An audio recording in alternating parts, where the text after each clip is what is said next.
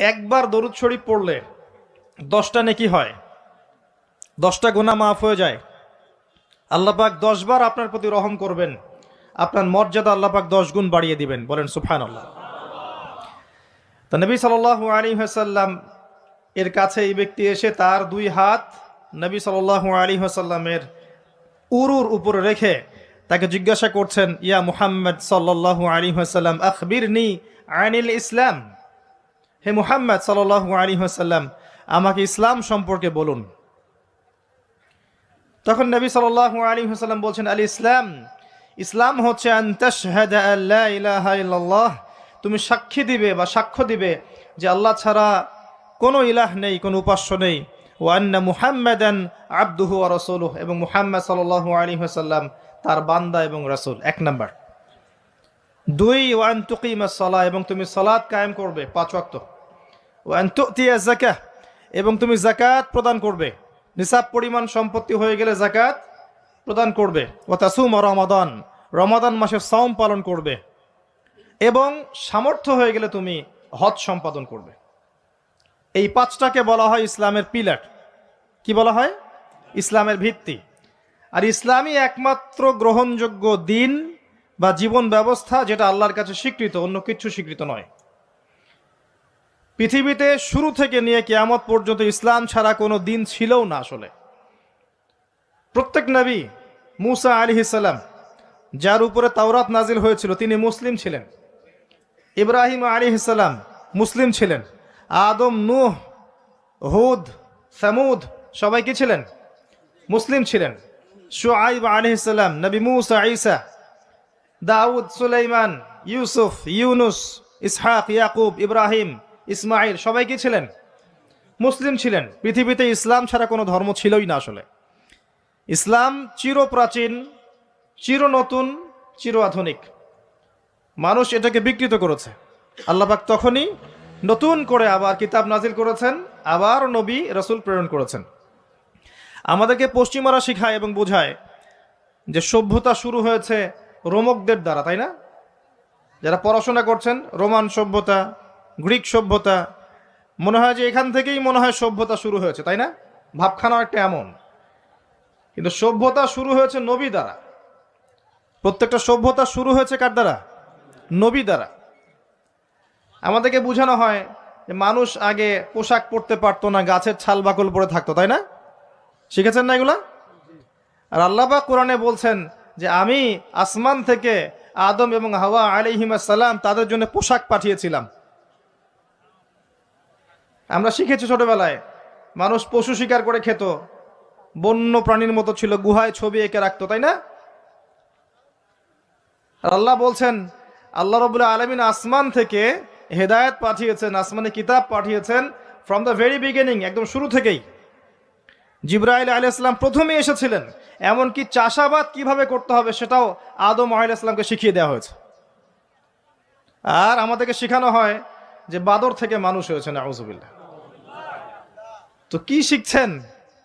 এই শিক্ষা যদি মাথার মধ্যে ইনস্টল হয়ে যায়, তার কাছে তো ইসলাম এবং চলমান বিষয়গুলো কন্ট্রাডিক্টরি মনে হবে। তো ইসলাম শুরু থেকেই ছিল, আর সভ্যতা শুরু হয়েছে নবী দ্বারা। আদম আলাইহিস সালামকে দিয়ে পৃথিবীর সভ্যতা শুরু হয়েছে। প্রত্যেক যুগে যুগে নবীরাই সভ্যতার ধারক এবং বাহক ছিলেন। তো যে কথাটা বলতে গিয়ে এখানে আসলাম, যে প্রথম যে বিষয়টা তিনি বলেছেন ইসলামের ডেফিনেশন, এখানে প্রথমে বলেছেন তাওহীদ অর্থাৎ শাহাদা। এখানে 2টা অংশ আছে, একটা হচ্ছে তাওহীদ, একটা হচ্ছে সুন্নাহ। যখন আপনি লা ইলাহা ইল্লাল্লাহ সাক্ষ্য দিচ্ছেন, আপনি তাওহীদের সাক্ষ্য দিচ্ছেন। আর এটা দিনের প্রথম খণ্ড, প্রথম অংশ, প্রথম পিলার। এই দিনটাই আল্লাহর কাছে গ্রহণযোগ্য। অন্য কোন রিলিজন, জীবন ব্যবস্থা আল্লাহর কাছে গ্রহণযোগ্য নয়। সূরা আলী ইমরানের আয়াতগুলো পড়েন, 85 নম্বর আয়াত, 87 নম্বর আয়াত, 19 নম্বর আয়াত, এগুলো পড়লে আপনি বুঝতে পারবেন। আল্লাহ বলছেন, আউযু বিল্লাহি মিনাশ শাইতানির রাজিম, ইন্নাদ দীনা ইনদাল্লাহিল ইসলাম। আমার কাছে একমাত্র জীবন ব্যবস্থা যেটা গ্রহণীয় তার নাম হচ্ছে ইসলাম। আর কোনো প্রয়োজন আছে? আল্লাহর কথার বাইরে কারো কথা দরকার আছে? আল্লাহ নিজে বলছেন আল্লাহ পাক নিজে বলছেন শাহিদ আল্লাহু আন্নাহু লা ইলাহা ইল্লাল্লাহ। আল্লাহ বলছেন আমি আল্লাহ সাক্ষ্য দিচ্ছি আমি ছাড়া কোনো ইলাহ নাই। কথাটা বুঝতে পারলেন? আল্লাহ বলছেন যে আমি সাক্ষ্য দিচ্ছি যে আল্লাহ ছাড়া কোনো ইলাহ নেই। ওয়াল মালায়েকা, মালায়েকা সাক্ষ্য দিচ্ছেন। ওয়া উলুল ইলমি কায়িমান বিল কিসত, এবং যারা জ্ঞানী সম্প্রদায় সত্যসেবী তারাও সাক্ষ্য দিচ্ছে। তো আল্লাহ সাক্ষ্য দিচ্ছেন আল্লাহ ছাড়া কোনো ইলাহ নেই, এবং তারপরের আয়াতে আল্লাহ পাক বলছেন ইন্না দীনা ইনদাল্লাহিল ইসলাম, যে আল্লাহ সাক্ষ্য দিচ্ছেন তিনি ছাড়া কোনো ইলাহ নেই, সেই আল্লাহ বলছেন আমার কাছে একমাত্র গ্রহণযোগ্য ধর্মের নাম ইসলাম। আর কিছু দরকার আছে? একই সূরায় আবার আল্লাহ বলছেন ওয়া মান ইয়াবতাগি গায়রাল ইসলামি দীনান ফালা ইউকবাল মিন, যে ব্যক্তি ইসলাম ছাড়া অন্য কোনো জীবন ব্যবস্থা তালাশ করবে তার কাছ থেকে কশ্চিনকালেও কিছু কবুল করা হবে না। এই সূরায় আল্লাহ বলছেন আফা গায়রা দীনিল্লাহি ইয়াবগুন, তারা কি ইসলাম ছাড়া অন্য দিন তালাশ করছে? ওয়ালাহু আসলামা মান ফিস সামাওয়াতি ওয়া মান ফিল আরদি তাওআন আও কারহা, অথচ আসমান সমূহে এবং জমিনের প্রতিটা সৃষ্টি ইচ্ছায় হোক অনিচ্ছায় হোক আল্লাহর সামনে আত্মসমর্পণ করেছে। আর কোনো প্রমাণ দরকার আছে? এই দিনটা কি আংশিক না পরিপূর্ণ? সূরা মাইদায় চলে যান, আল্লাহ পাক বলেছেন আল ইয়াউমা আকমালতু লাকুম দীনাকুম। বিদায় হজের দিন এই আয়াত নাজিল হয়েছে, যেদিন নবীজি বলেছেন তারাকতু ফিকুম আমরাইন, ছেড়ে যাচ্ছি দুটো বস্তু, কোরআন এবং সুন্নাহ। ওই দিন এই আয়াত নাজিল হয়েছে যে আল ইয়াউমা আকমালতু লাকুম দীনাকুম, আজকে আমি তোমাদের জন্য এই দিন ইসলামকে কামিল করলাম, পরিপূর্ণ করলাম। ইসলামে ঢোকানোর কিছু অবকাশ নাই, বের করারও কোনো সুযোগ নাই, পরিপূর্ণ। ওই যে একটা আয়াত পড়লাম শুরুতে, ওয়া নাযালনা আলাইকাল কিতাব তিবিয়ানান লিকুল্লি শাই, সূরা নাহল 89 নম্বর আয়াত। আল্লাহ বলছেন আমি আপনার প্রতি এমন একটা কিতাব নাজিল করেছি, অর্থাৎ কোরআন, তিবিয়ানান লিকুল্লি শাই, যেটা প্রত্যেকটা বিষয়ের ব্যাখ্যা। এমন কিছু নাই যেটা কোরআনে আল্লাহ ব্যাখ্যা করেননি, এমন কিছু নাই। ওয়া হুদান, এবং এটা হেদায়েত, ওয়া রাহমা, এবং দয়া, ওয়া বুশরা লিল মুসলিমিন, মুসলিমদের জন্য এটা সুসংবাদ। এইরকম আয়াত আর অনেক জায়গায় আছে, স্পেশালি সূরা কাহফের 54 নম্বর আয়াতেও আছে, আর অনেক সূরা বনী ইসরাঈলের মধ্যেও আছে। সবগুলো বললে আমাদের টাইম চলে যাবে, অল্প করে বলছে। তো আল্লাহ বলছেন কোরআন এবং সুন্নায় সবকিছু ব্যাখ্যা করা আছে, এবং এই দুটা হচ্ছে ইসলামের দুইটা মেইন পিলার। এই দুইটার উপরে দিন ইসলাম পরিপূর্ণ, ঢুকানোর কোনো সুযোগ নাই, বের করার সুযোগ নাই। ইসলাম কি শুধু ইবাদত করতে শিখায়, না আপনার পরিবারের চর্চাও শিখায়? ইসলামে কি শুধু পারিবারিক হেদায়েতই আছে, না সামাজিক হেদায়েতও আছে? শুধু কি সামাজিক আছে, নাকি রাষ্ট্রীয় এবং অর্থনৈতিকও আছে, নাকি সবই আছে? উত্তর কোনটা? সব আছে, এটা মেনে নেন। এখন আমল করতে গিয়ে যদি আপনি না পারেন সেটা আলাদা বিষয়। আমল করতে গিয়ে হয়তো আপনি পারছেন না, আপনি ইবাদত করতে পারছেন, হয়তো পারিবারিক বিষয়টা পারছেন না, বা পারিবারিকটা পারছেন, সামাজিকটা পারছেন না, সামাজিকটা পারছেন, পলিটিক্যালটা পারছেন না। না পারার বিষয়টা ডিফারেন্ট। আগে আকীদা ঠিক করেন যে ইসলামে আছে সমাধান। আকীদা ঠিক করে যদি কেউ আমল করতে নাও পারে, ইনশাআল্লাহ আল্লাহ পাক মাফ করতে পারেন।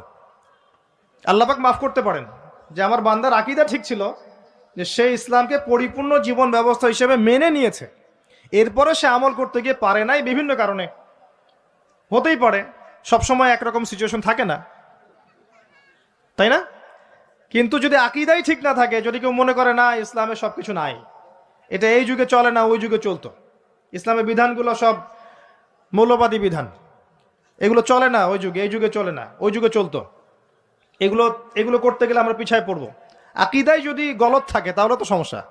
তখন কবরে যখন প্রশ্ন করা হবে মা দীনুক, সে বলবে লা আদ্রি লা আদ্রি, তোমার দিন কি? সে বলবে আমি জানি না, আমি জানি না। কারণ দুনিয়াতে ইসলামকে পরিপূর্ণরূপে সে স্বীকার করে নাই।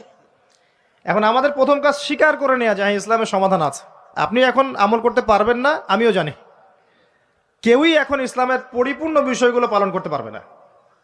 পুরো সিচুয়েশনটাই ডিফিকাল্ট এবং ইসলামের মুসলিমদের বিপক্ষে।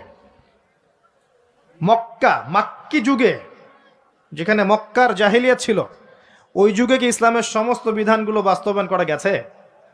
সম্ভব হয়? হয় না। পুরো বিশ্বের অবস্থা মক্কার চেয়ে কোনো অংশে কম না। এখন আপনার দুই চোখ লাগবে, বাইরের চোখ আর ভিতরের চোখ দিয়ে দেখেন, আপনি বুঝতে পারবেন যে পুরো ওয়ার্ল্ড ওয়াইড যে অবস্থা চলছে এটা মাক্কি জাহিলিয়াতের চেয়ে কোনো অংশে কম না। তো এখানে যদি আপনি শুরুতেই সবকিছু ইম্পোজ করতে চান, পারবেন না, এবং এটা ভুল হবে। বরং বেসিক প্রাইমারি জিনিসগুলো দিয়ে শুরু করতে হবে।